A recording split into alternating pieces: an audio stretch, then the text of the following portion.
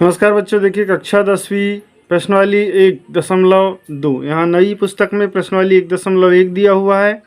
तो इसके जो सवाल है हमारा सवाल नंबर पांचवा, जांच कीजिए कि क्या किसी प्राकृत संख्या n के लिए संख्या 6 पर n की घात 0 पर समाप्त हो सकती है। इसको हम देखेंगे। क्या बोला है कि कोई भी संख्या क्या 0 पर समाप्त हो सकती है 6 पर n की घात। ठीक है, तो इसको देखते हैं। तो फ्रेंड्स, हमको सवाल में पूछा है कि क्या किसी n के लिए 6 पर n की घात 0 पर समाप्त हो सकती है। ठीक है, तो देखिए 0 पर कोई भी संख्या को समाप्त होने के लिए क्या चाहिए, जैसे हम पहले देख लेते हैं। मान लो हमारे पास कोई संख्या है 10। देखिए इसका यदि अभाज्य गुणनखंड तोड़े तो क्या टूटेगा, 2 गुणित 5। ठीक है, इसी प्रकार यदि 20 का अभाज्य गुणनखंड तोड़े तो क्या टूटेगा, 2 गुणित 2 गुणित 2 दूनी 4 पंचे 20। ठीक है, यदि हमारे पास कोई संख्या यहाँ पर 35 है तो इसका यदि अभाज्य गुणनखंड तोड़े तो क्या हो जाएगा, 3 गुणित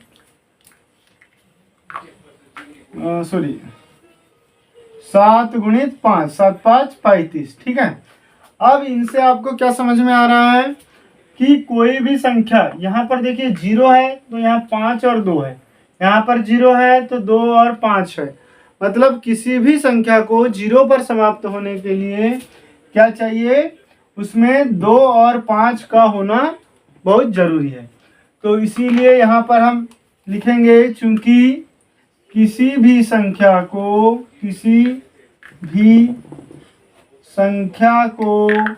0 पर समाप्त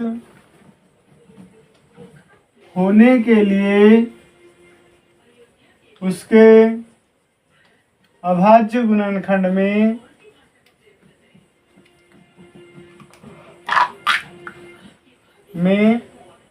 क्या होना चाहिए, 2 व 5 होना चाहिए। ठीक है, जबकि हमारे पास क्या दिया, 6 पर n की घात, तो 6 पर n की घात बराबर 6 का तोड़ेंगे तो 2 गुणित 3 पर n की घात में 2 व 5 नहीं है। ठीक है, इसमें क्या है, 2 और 3 है, 2 और 5 नहीं है, मतलब एक 5 की कमी है यहाँ, इसीलिए यह 0 पर समाप्त नहीं हो सकती। इसीलिए 6 पर n की घात 0 पर समाप्त नहीं हो सकती।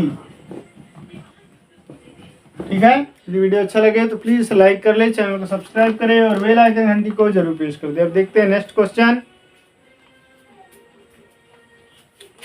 कैसा दिखा रहे। सवाल दिया है प्रश्न क्रमांक 6, व्याख्या कीजिए कि 7 गुणित 11 गुणित 13 धन 13 और 7 गुणित 6 गुणित 5 धन 4 गुणित 3 गुणित 2 गुणित 1 धन 5 भाज्य संख्याएं क्यों हैं, यह हमको बताना है। देखिए पहला जो सवाल दिया हमारे पास, 7 गुणित 11 धन 11 गुणित 13 धन 13। अब इसमें देखिए बच्चों, यहाँ पर दोनों में, यहाँ पर भी 13 है और इधर भी 13 है, दोनों में से क्या कॉमन निकलेगा, 13। तो यहाँ बच जाएगा 7 गुणित 11, फिर धन यहाँ से बच गया 1, तो दोनों में से क्या निकल गया, 13।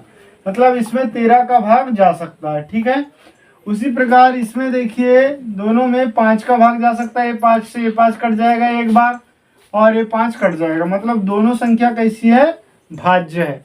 इसीलिए हम लिख सकते हैं कि पहली संख्या में 13 का भाग जाता है, जबकि दूसरी संख्या में 5 का भाग जाता है। ठीक है, इसीलिए दोनों दी गई संख्याएं भाज्य संख्याएं होगी। ताले बजाने के लिए